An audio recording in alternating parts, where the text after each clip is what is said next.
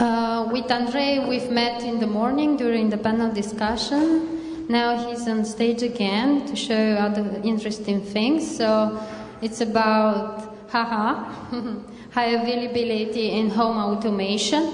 So Andrei Craciun will speak more about home automation, and please do address him questions whenever you need. Just ask our colleagues for the mic and we'll get to you. Thank you.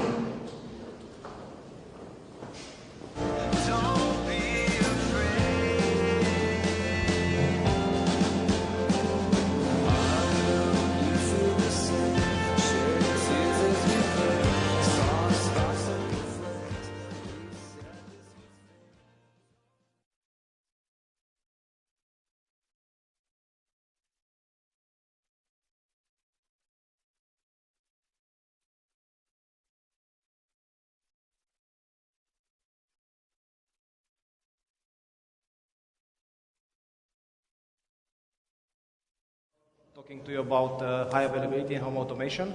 Just a small announcement. At the end, the best question will get the Onyx Beacon kit, an enterprise beacon kit offered by Onyx Beacon. Since we are on transition to 2020 stage, let's see some numbers. There is a study made by Cisco and its Internet Business Solutions Group. And they estimated that by 2020 we're going to have about 50 billion connected devices. And maybe what's more important, we're going to have a value at stake of $14.4 trillion. Try to write that number to see how big it is. What the value at stake means is the money that will gonna be in new businesses or the money that will be lost in the businesses that will not adapt to IoT. How many of you do you have at home automation systems? Okay, quite a few. All these home automations have a common structure. I call it IoT network. It's called sometimes it's sensor network, sometimes only network. Usually it has sensors. There are those tiny devices that made by electronics companies that measure all kinds of things: temperature, presence, humidity, energy. Usually these sensors are connected through wire to a node. A node is that small device you buy on the kit. It's one big device you connect to the internet, and then it's a small device which you attach it to your window or near the baby's room to measure the temperature. Now, if we go a little deeper, these nodes have one big characteristic. They have to be usually wireless and they have to run on battery. So energy management is an issue there. Usually, with the connection between nodes and sensor is wired. So actually, the sensors are sticked there on the PCB node. Then there is the gateway. Usually, the connection between nodes and gateway is wireless. It can be wired also, but now it's you see all kinds of wireless protocols. And what happens, the nodes gather data and update it to the gateway. So the gateway should not be always on. This means that power management is no longer an issue there. And these are connected to the power lines, to permanent power lines. And what they mainly do, they send data to the cloud. The cloud has one big advantage for us. It keeps our data and it keeps the last data. Maybe we get temperature in the house every 1 hour. But if we get it at 0.0 minutes, and we go after 5 minutes to check, then we won't be able to see the data. But the cloud, as keeping the last data, keeping a cache there of the data, will just give us what we want. Still, the data is in the cloud. Now, if we imagine all of this network, that part, it's on our house. It's on our, and don't imagine home as a house only. It's on our property. We can imagine also a farm. on an appliance. It's on our property physically. If one wants, can take a hammer and smash it. It's their own property. But the cloud, even though you have a property of a server, a virtual server there, you do not actually own it. You cannot destroy it if you want. You may not want to destroy it, but anyway. This was the first trigger I tried playing with this. How to move data and how to keep data in my house. What does that mean? So usually we want a high availability system. We want our data, our sensors our data sensor to be available at any time. And we want to access it. We have those sensors and we want to see what they measure. And for that, we should build a system. Now, looking from the system point of view, there are three main channels. There is the input channel, which is the way which sensors send data to the system, whatever that system would be. They send every hour, every minute, it doesn't matter how, they send the data there. Then there is the reporting or the output channel. And me, as a user, I want to see the temperature on last week. I want to see the current energy consumption in my house, things like that. There is a reporting channel. And then there is a config channel when we add sensors, do settings generally. Actually, on this config channel, I put everything else, what's in there. How it is now a system in the cloud? You usually have huge servers running, I don't know, Java. Who's a Java fan here? Do we have any? Okay, let's put it another way. Who thinks Java is a heavy beast that uses all the memory possible and things like that? Okay. Good, so we have there a lot of distributed caches and we have replica sets and we have clusters, and they basically do our job. They offer us high availability to our data, to our service. Now, let's take a Java example because Java runs there. So I just made a quick sample to try to test it. So what I have, there is this record entity, which is basically a data from a sensor. It says a timestamp, a sensor name or ID or whatever, and the value. And then there I have the three channels. It's input, output, it's input and reporting, and there is the authorization, the security channel. Don't take security in mind now because it's done only for purpose of testing. So what would happen? The sensors will send data through the input channel. The user will authenticate, and then using that will receive an authentication token. Without, it can query that data. Okay, and I wanted to put it, but in my home. So I took a Raspberry Pi. Raspberry Pi, how many of you have worked, played with it, tried? Okay, for the ones who haven't, it's like this. It's a pretty small single board computer. It has the third version has a 1.2 quad-core CPU. It has 1 gigabyte of RAM. You can add a card on it, an SD card, micro SD card on it for the memory, for the disk space, and you basically can run a Linux. It's a Debian distribution. And I put, guess what, Java, because this was I running on the server side. And then, because I'm lazy, you may remember this in the morning, I added Spring Boot. So there was an application with Spring Boot that was mainly handling those three controllers and was running, and I had to persist data somewhere. And since I'm on this Oracle things, now I didn't put Oracle, I put MySQL on it. So, and I run it. And I run some tests. And I got, well, not a blank page. What I got is some results. First of it, I ran a test. I imagine I have 5 sensors pushing data. The delay between two data packages was 100 milliseconds. So here you can see there are 2 packages. There is one here, up to here, the Spring Boot started. And then I sent 200 packages up to here. Here what you see is the loading, the Linux loading. This means how easily the server, in our case here, the Raspberry Pi, is going on the CPU, how low it is. And then I sent 1,000 more packets on 5 threads.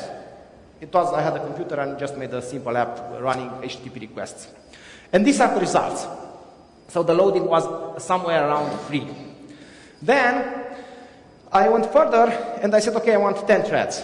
As you may see, the peak loading was also around 3.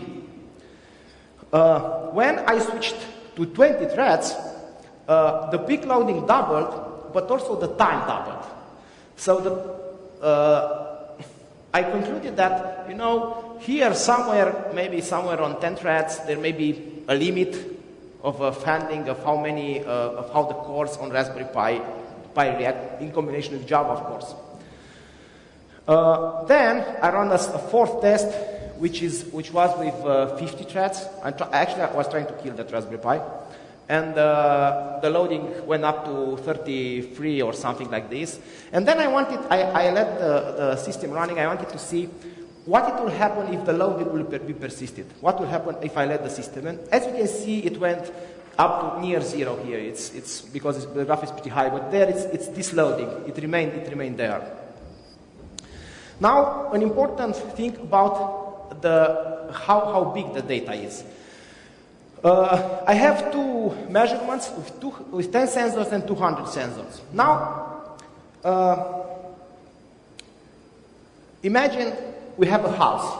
I imagine how many sensors we may have. It's about 10. We want to measure temperature, humidity in 2-3 chambers, I know presence, maybe energy consumption. And the 200 sensor test is done for a farm. We are talking about agriculture, and I was thinking 200 is about the right way of things to measure in a farm, average farm, to call it like this. Okay. You may ask why I haven't tested also config and reporting. Usually in these small systems, how many users can we have? In a family, we have 2, 3, 5. In a farm, we may have how many? 10. It's usually the managers who check this data. Making a report, I don't know, once, twice a day of 10 users, it's nothing compared to what those sensors send. Configuring, it's even less than that. How many times you add new things, you change passwords. It's almost never. So for all the loading, input is the heaviest one.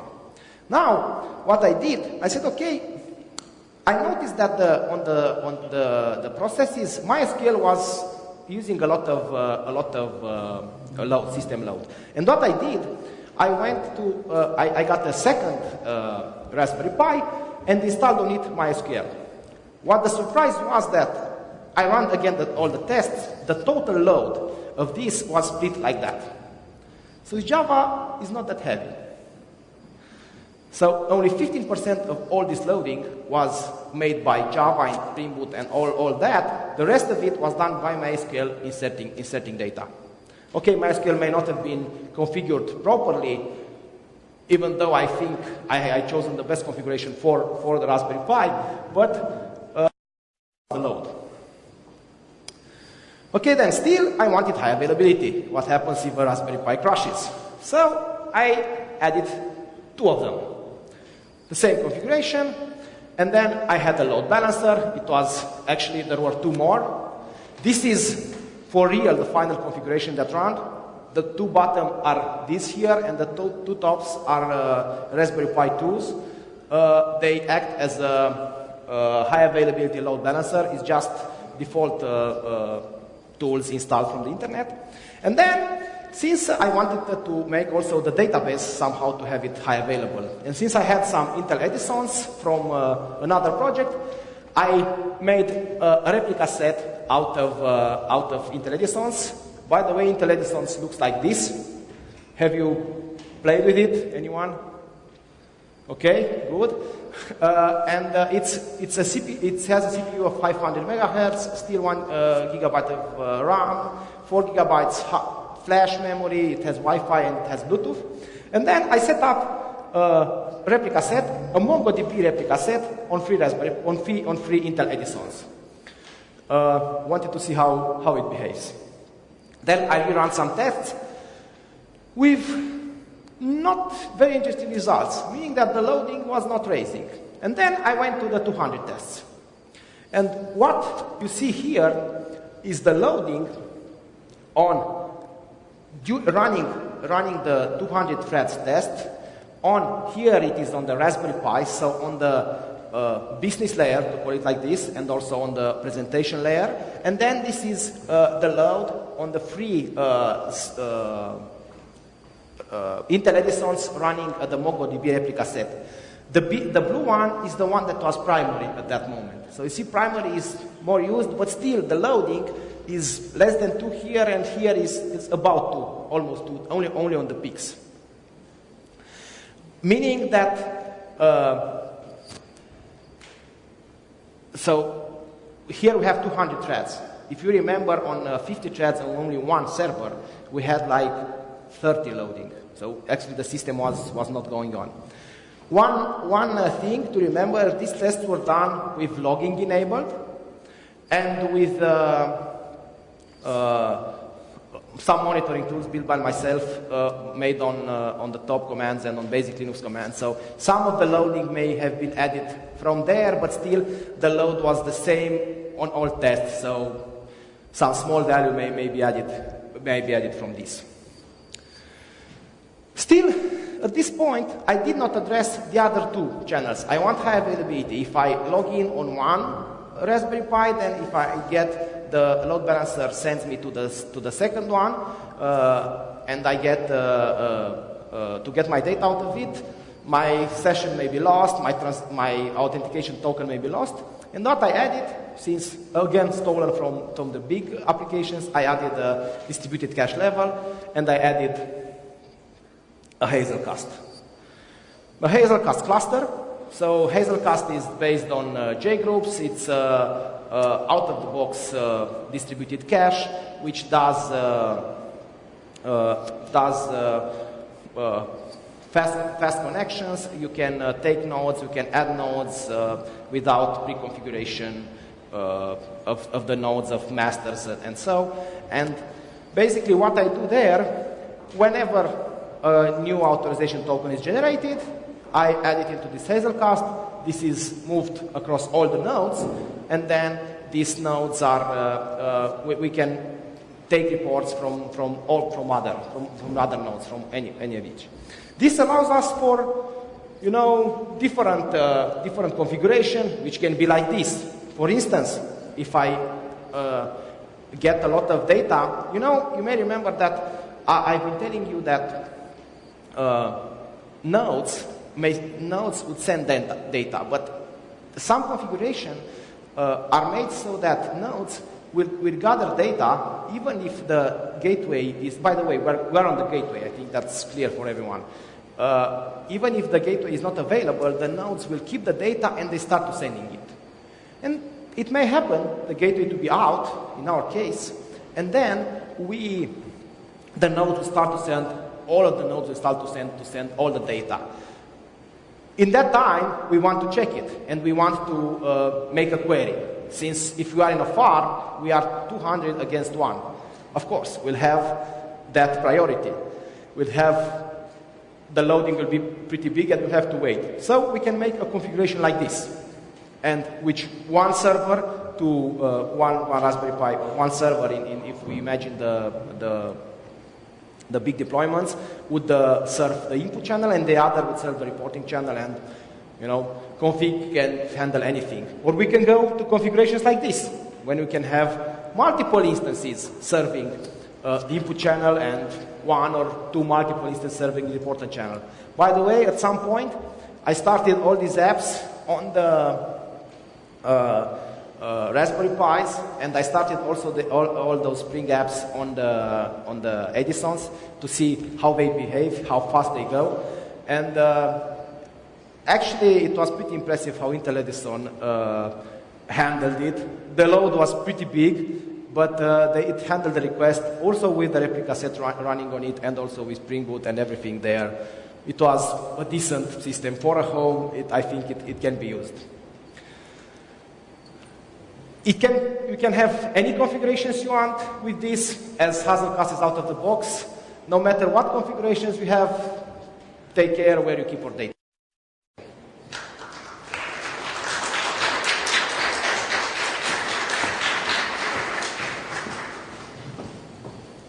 Questions? Sure. Okay. When you are building such an incredible system, do you have to consider a sort of intelligence that decides whether your sensors work within the calibration parameters? For instance, say I drink too much and I hit with a hammer my pressure sensor that it's under my bed. Is that relevant for this system to decide whether the correct data reading is happening? Usually, the sensors I use are calibrated sensors. You know, they are calibrated by the manufacturers. I've used decalibrated sensors for tests, but when I have such a sensor, I usually use a calibrated one to see the values. But I have never got good values with cheap sensors which are not pre-calibrated. So one advice would be get expensive sensors, especially if you want to put them in your house. Okay, here I am. Okay. Let's assume a scenario. For example, we are in the house and the power supply is down. All the sensors, I suppose, are not running. We don't have UPS.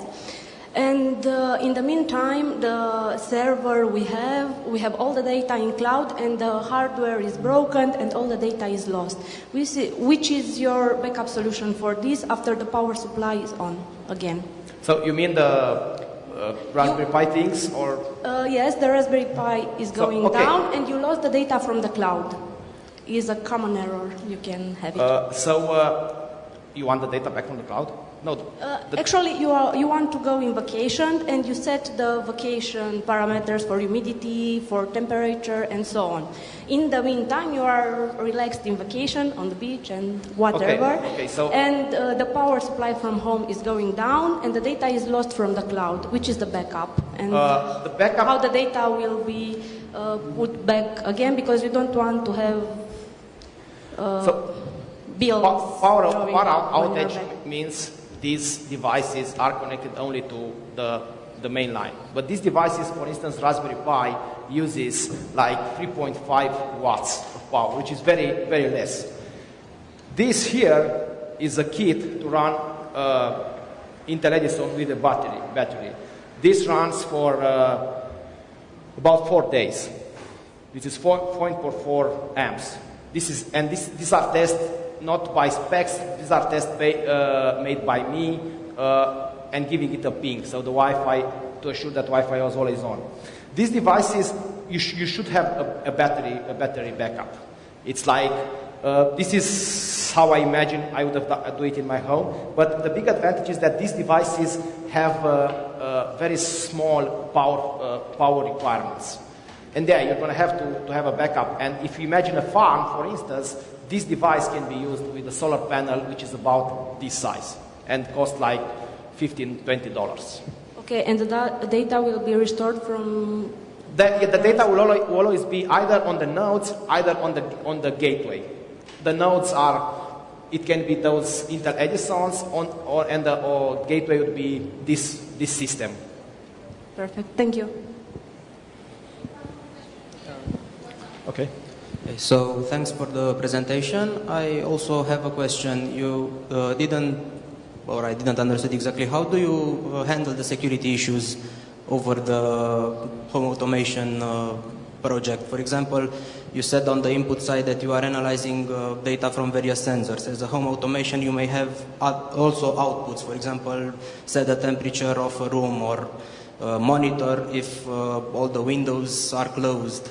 Someone could hack into that data, and compromise your home security. How do you handle such threats? You're right. I didn't say anything about this.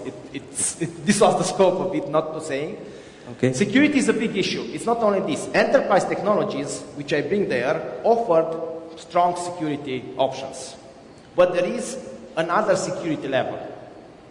What happens if someone steals the device for real, the hardware? You have it in the farm, somewhere in the field, and someone steals it. So there is another level of security there. How I would do it? There is some project, I've been working with some guys, I give you a heads up there. It's fully asynchronous key, private public key encryption, meaning that only the gateways will ever able to actually see the real data, to have the meaning of the data. All other parts of it will not see it unless you have it on the gateway and then you have a secure channel through enterprise technologies to the device, to the screen.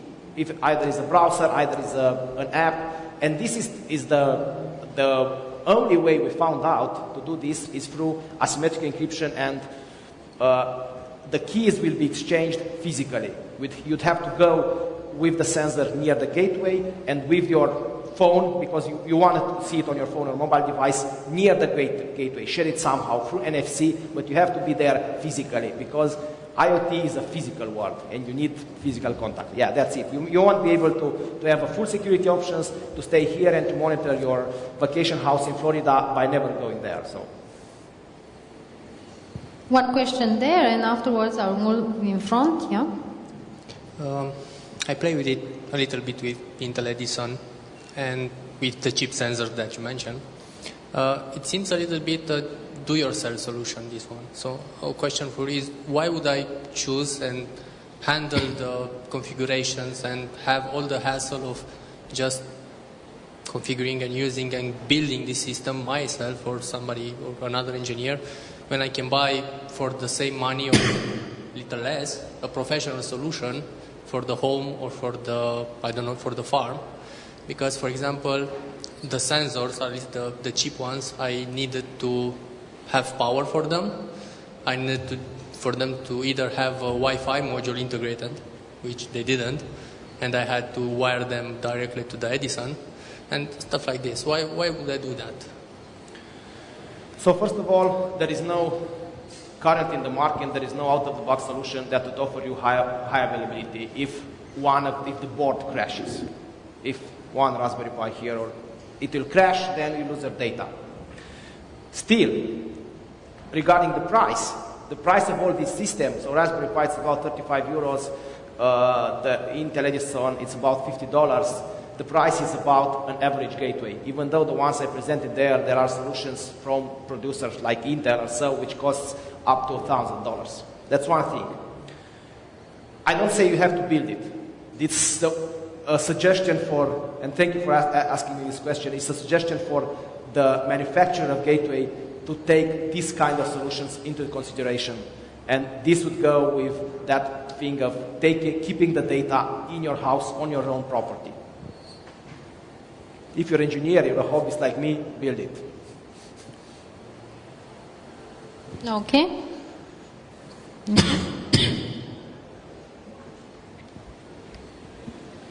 Hello. As the high load was on the database side, have you tried to make a comparison between database that stores the data, that persists the data, and one that only is storing in the memory, to see if not only writing to the persistence is the problem? No, I haven't.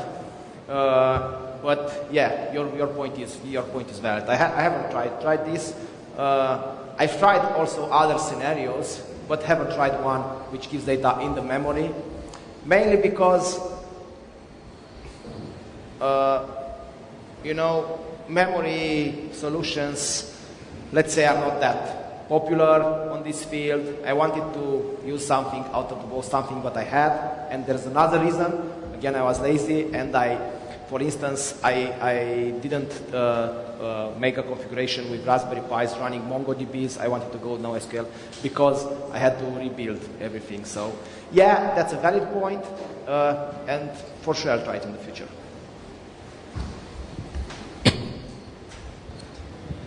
And I have a question regardless of the cost, because we know the Internet of Things, the best practice is to keep it low cost. Why would I use another node like Intel Edison to store the database, to store all the data? Why couldn't I use a server and use the Raspberry Pi as a node, and the only job of the Raspberry Pi is to send the data to the database, to a big data center that can... You can use it. It's just what I propose there is, just a solution. I wanted to have the diversity. For instance, I would not recommend you using Intel Edison for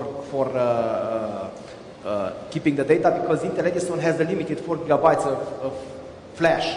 And now for a house that may be fine, but for a farm it won't be fine. It's like, it's your choice. I wanted to have diversity that you can do it. It doesn't mean you should. It's not like everyone goes now at home and implement this is the solution. As I said, you can have all the options, but it's possible. It's there. Enterprise technologies are near the embedded systems, and they can run on it and they can perform on it. And any advices for best practices, to say like that, in the near future, thinking about that there's already Raspberry Pi 3, Wi-Fi and Bluetooth incorporated? No, I will not go to advices. It's a game of trial and error, and it's a game of each project has its own needs. And one thing to remember is that IoT is very present. You feel it, it's near you, and you have to choose the right option that is right for you and for that specific project. It doesn't mean that even a pretty similar project, chosen some devices, those devices will fit for another one. Unfortunately, that's the IoT world. It's huge. The diversity is huge. And my last question, if, let's assuming I'm a start person in the IoT, what would you recommend to start with? Raspberry Pi, Arduino, or Intel Edison? Arduino. All right, thank you. Just out of my curiosity, why would you read data so frequently for a home project? I've heard you read that every 100 milliseconds. You don't need it. I just wanted to kill the systems. Okay. It would be like, well, you may have seen in the data, how the big data was. There were 1400s for per day. This means one data a minute. Usually you take like, I don't know, for temperature, like once every 5 minutes is more than enough. Yeah, I did this. I wanted to kill the system to see how it goes. Okay. Any more questions? One more.